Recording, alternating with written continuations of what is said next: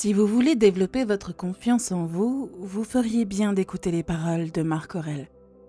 Il fut empereur de Rome de 161 à 180 après Jésus-Christ et est considéré comme le dernier des 5 bons empereurs. Pendant son règne, Aurèle a trouvé le temps de rédiger une série d'écrits autobiographiques connus aujourd'hui sous le nom de méditations. Les méditations sont considérées comme l'une des plus grandes œuvres philosophiques. C'est pourquoi, dans cette vidéo, nous utiliserons une partie de sa sagesse comme motivation pour parler des 10 choses que nous devrions faire pour renforcer notre confiance en soi. Premièrement, concentrez-vous sur la construction de votre caractère.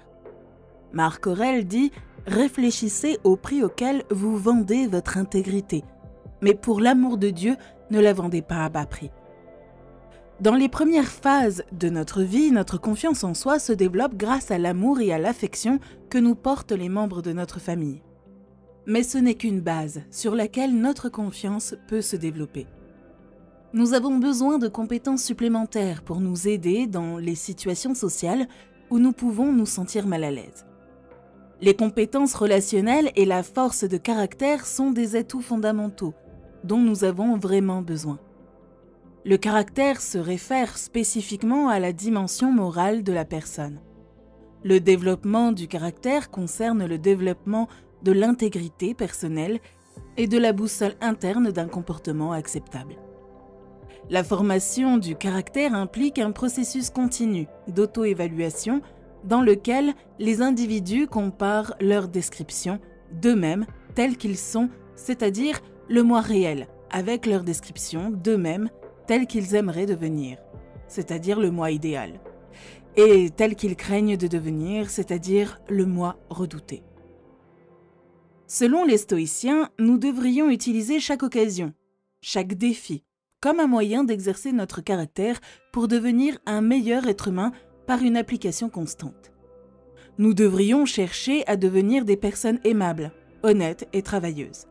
Nous devons nous éduquer et apprendre à traiter tout le monde avec respect, car notre caractère est la seule chose que l'on ne pourra jamais nous enlever. Un homme peut s'élever ou s'effondrer grâce aux vertus ou aux défauts de son caractère. Et c'est souvent cela qui laisse un héritage. Deuxièmement, pratiquez l'acceptation de soi. Pour reprendre les mots de Marc Aurèle, contentez-vous de paraître ce que vous êtes vraiment.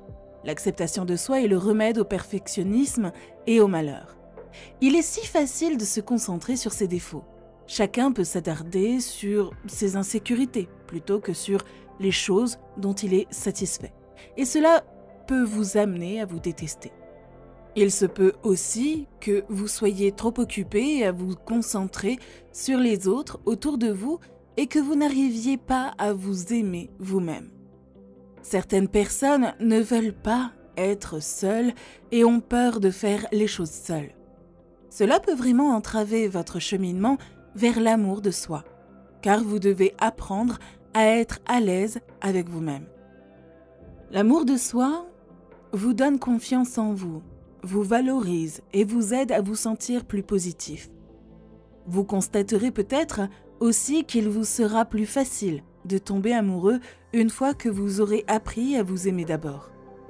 Lorsque vous vous aimez vraiment et que vous êtes heureux, vous devriez cesser de vous comparer aux autres et vous sentir plus confiant, sans vous soucier autant de ce que les autres pensent de vous.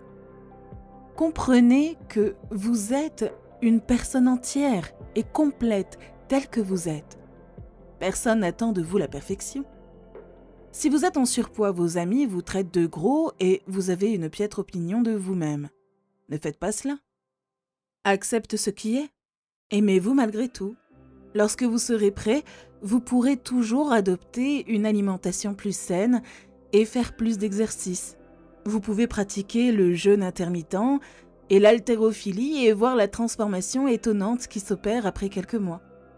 Il existe de nombreuses façons de pratiquer l'acceptation de soi, mais la plus importante d'entre elles est d'être honnête et de se pardonner. Réfléchir à vos erreurs peut vous aider à pardonner et à oublier. Si vous pouvez revenir sur les mauvais choix que vous avez pu faire et vous pardonner, vous pourrez commencer à aller de l'avant et à oublier le passé. S'aimer soi-même malgré les erreurs commises dans le passé est une bonne chose pour sa propre valeur. L'amour de soi et l'acceptation de soi ne sont rien d'autre qu'un choix. Vous pouvez avoir de nombreux problèmes et il y a généralement des solutions. Mais même sans solution, vous restez vous-même. Pourquoi ne pas vous accepter tel que vous êtes au lieu de vous faire du mal? Troisièmement, concentrez-vous sur vos pensées. Pour citer Marc Aurèle, le bonheur de votre vie dépend de la qualité de vos pensées. Si vous vous sentez chroniquement mal dans votre peau, il ne s'agit peut-être pas simplement de pensées négatives ici ou là, mais plutôt de croyances fondamentales négatives à votre égard. Des idées comme « je ne suis pas aimable » ou « je suis un perdant » peuvent être à l'origine de la plupart des décisions que vous prenez. C'est donc par là qu'il faut commencer. Remettre en question une idée aussi fondamentale peut sembler décourageant. Ce concept a un très bon avocat dans votre tête qui ne cesse de présenter des tonnes de preuves pour démontrer que vous êtes un perdant. Faites donc une liste de toutes les preuves que vous avez en tête pour étayer l'argument selon lequel vous êtes un perdant. Maintenant que vous avez présenté ce cas, vous avez besoin de quelque chose qui manque. Un avocat de la défense pour contester cette notion. Asseyez-vous et dressez une deuxième liste, une liste des raisons pour lesquelles vous n'êtes pas un perdant et pour lesquelles le premier avocat a tort. Cette liste de raisons pour lesquelles vous êtes vraiment génial vous aidera à rejeter cette croyance négative et à la remplacer par quelque chose de plus honnête, précis et rationnel. Il peut sembler effrayant, voire impossible de changer ses pensées, mais vous pouvez le faire pour améliorer votre estime de soi. Les pensées automatiques que vous avez depuis des années vous sont familières et ont eu leur raison d'être à un moment donné de votre vie. Cependant, réfléchissez au nombre de ces pensées qui sont négatives et blessantes. Plus vous avez de pensées négatives, plus votre estime de soi est faible. Alors, ne serait-il pas agréable de changer vos pensées et d'améliorer votre estime de soi? Quatrièmement, faites un plan et arrêtez de penser. Comme nous l'apprend Marc Aurèle, transformez vos désirs en pierre, apaisez vos appétits, gardez votre esprit centré sur lui-même. La vérité est que nous vivons à l'ère de la procrastination. Nous perdons beaucoup trop de temps à faire des plans, à assister à des réunions, à élaborer des stratégies, mais sans rien faire. Bien sûr, si vous n'avez pas d'objectif à atteindre, c'est la première étape. Mais une fois que vous avez décidé de vos objectifs, il est temps d'arrêter de penser et de commencer à agir. Les pensées et les plans ne signifient rien. Une idée géniale ne vaut rien non plus à moins que vous n'y mettiez du vôtre et que vous ne preniez les mesures nécessaires pour la concrétiser.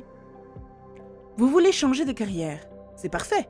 Décidez d'essayer quelque chose de nouveau, puis obtenez une qualification ou un certificat et commencez à postuler à des emplois. Vous voulez enfin vous mettre en forme? Génial! Faites de la musculation 3 fois par semaine et commencez à manger la bonne quantité de calories. Arrêtez de faire des recherches, de vous préparer et de parler à tout le monde de votre plan et commencez dès aujourd'hui. Parce que planifier n'est que planifier et que cela ne sert à rien. Ce sont vos actions qui renforcent votre confiance en vous parce que vous agissez. Il y a une raison pour laquelle les anciens stoïciens, comme le grand Marc Aurèle, ont eu tant de succès et d'accomplissements, et c'est parce qu'ils ont agi, encore et encore. Cinquièmement, tenez votre parole. Marc Aurèle nous dit d'être à la hauteur, de tenir nos promesses. Soyez ce que votre père espérait que vous soyez. Tenir sa parole est essentiel pour retrouver la raison et donner un sens à sa vie. Tenir sa parole, c'est honorer ses engagements. C'est tenir ses promesses envers tout le monde et surtout envers soi-même. Lorsque nous nous promettons de faire quelque chose ou d'arrêter de faire quelque chose, nous pensons que c'est pour notre bien. Nous pensons que la vie sera plus satisfaisante grâce à ce changement. Ce que nous ne prenons souvent pas en compte, c'est que la promesse ne concerne pas seulement l'amélioration des relations ou des conditions de vie, mais qu'elle est aussi un test d'intégrité. Être intègre, c'est honorer sa parole, savoir que l'on ne fera rien d'inattendu ou de surprenant qui nous ferait manquer à notre parole et s'engager à nouveau si l'on aperçoit que l'on a failli. Faire une promesse à quelqu'un est l'une des formes de communication les plus puissantes qui soient. Pourtant, combien de fois faites-vous des promesses que vous ne pouvez pas tenir? Vous dites à un ami, à votre enfant, à votre partenaire que vous ferez quelque chose pour lui, mais vous ne le faites pas.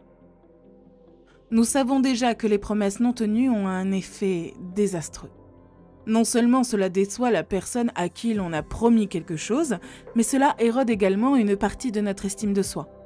La recherche sur le cerveau montre que le fait de ne pas tenir ses promesses s'inscrit dans notre activité cérébrale, se traduisant par un conflit émotionnel pour la personne qui n'a pas tenu sa promesse en raison de la suppression de son honnêteté. Tenir ses promesses est la clé pour vivre la vie telle que nous la rêvons. Sixièmement, assumez la responsabilité de vos actes. Comme le dit si succinctement Marc Aurèle, faites votre travail sans vous plaindre. L'incapacité à assumer ses responsabilités est un signe révélateur d'une faible estime de soi. Elle se manifeste par l'indécision et le rejet de la faute sur les autres. Les gens blâment les autres parce qu'ils croient que ce que vous faites est ce que vous êtes, ce qui signifie que lorsque vous faites une erreur, vous vous diminuez d'une manière ou d'une autre. Ils ne se rendent pas compte qu'en blâmant les autres, ils se rendent impuissants en devenant victimes des circonstances. Combien de fois avez-vous entendu, ou peut-être même dit « j'étais en retard à cause d'un stupide retard de train ». Je n'ai pas été promu parce que je n'ai pas de relation avec mes supérieurs, ou je n'arrive pas à trouver un emploi à cause de l'économie. Bien que ces raisons puissent être valables, les personnes qui ont une bonne estime d'elles-mêmes ne se concentrent pas sur les facteurs externes susceptibles d'avoir causé le résultat indésirable, mais consacrent plutôt leur énergie à trouver des moyens d'atteindre le résultat qu'elles souhaitent. Elles ne se reprochent pas d'avoir commis une erreur, elles tirent simplement les leçons de l'expérience et vont de l'avant. Lorsque vous commencez à faire le travail et à prendre votre vie en main, vous commencez à réaliser le pouvoir de la gestion du temps, du contrôle et de l'autonomie. C'est ainsi que l'on vit sa vie selon ses propres conditions. C'est vraiment la seule façon de faire. Septièmement, ne parlez pas trop de vous. Marc Aurèle nous dit « Habituez-vous à écouter attentivement ce que dit l'autre et autant que possible, essayez d'habiter l'esprit de l'orateur. Nous sommes tous coupables de trop parler de nous-mêmes. Nous parlons de nous-mêmes 30 à 40% du temps. C'est beaucoup. Des études ont montré que le fait de parler de soi est fortement associé à une augmentation de l'activité du système dopaminergique mésolimbique. La même partie de notre cerveau qui éprouve du plaisir à travers des choses comme la nourriture, le sexe et l'argent.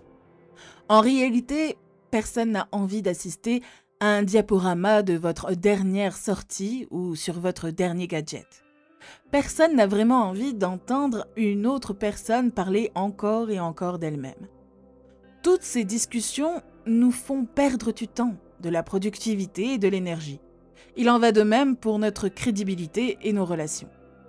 Les personnes qui n'arrêtent pas de parler et semblent sous-estimer les contributions des autres manquent de curiosité et de conscience de soi et paraissent égocentriques, voire nerveuses. C'est très mauvais pour la confiance en soi. Nous devrions nous tenir à l'écart des conversations qui portent sur les ragots et les jugements sur les autres. Se laisser aller au commérage et juger des personnes qui ne sont pas présentes pour se défendre ne semble tout simplement pas être la chose vertueuse à faire. Nous devrions plutôt développer nos capacités d'écoute et répondre moins au commérage et au jugement, et de temps en temps introduire un sujet stimulant qui, selon vous, pourrait mener à une conversation mutuellement bénéfique avec vos amis. Huitièmement, rappelez-vous de la mort. Marcus Aurèle dit « Vous pourriez quitter la vie à l'instant même. Laissez cela déterminer ce que vous faites, dites et pensez. » Les stoïciens prenaient l'habitude de garder la perspective de la mort à l'esprit. Et vous pouvez vous aussi pratiquer cela tous les matins. La philosophie stoïcienne comporte une expression appelée memento mori qui signifie « souviens-toi que tu vas mourir ». Le but de ce rappel n'est pas d'être morbide ou de susciter la peur, mais d'inspirer, de motiver et de clarifier. Cette routine matinale vous aidera à aborder votre vie quotidienne sans crainte et vous donnera confiance en vous pour faire les choses qui comptent vraiment. En vous rappelant que chaque jour a de la valeur et que chaque jour qui passe est un jour de plus avant votre date de péremption. Vous trouverez la perspective et la motivation nécessaires pour vous aider à établir des priorités dans votre vie, à l'image de la personne que vous voulez vraiment être. Neuvièmement, ignorez les détracteurs. Comme nous l'apprend Marc Aurèle, lorsque quelqu'un vous blâme ou vous déteste, ou que des personnes émettent des critiques similaires, allez dans leur âme, pénétrez à l'intérieur et voyez quelles personnes ils sont. Vous vous rendez compte qu'il n'y a pas lieu de s'inquiéter, qu'il ait une opinion particulière à votre sujet. Les opposants sont ceux qui critiquent, s'opposent ou sont contre quelque chose. Les opposants adorent dire non. Chaque fois que vous sortez de la norme et que vous déclarez ce que vous voulez et que vous allez faire tout ce qu'il faut pour y parvenir, vous attirerez des opposants. Ils vous aiment peut-être, mais ils ont peur du progrès. Alors ils sont contre tout et leurs opinions sont tout simplement terribles pour votre confiance en vous. Bien que vous ne puissiez pas contrôler ce que les autres pensent ou comment ils agissent avec vous, vous pouvez contrôler la façon dont vous réagissez. Leur voix ne mérite pas d'être entendue. Ne confiez pas votre tranquillité d'esprit à des personnes extérieures qui pourraient la perturber à leur guise. En réalité, vous êtes la moyenne des 5 personnes avec lesquelles vous passez le plus de temps. Alors, si quelqu'un a l'habitude d'être un détracteur, ignorez-le. Numéro 10, ayez un rituel de confiance en soirée.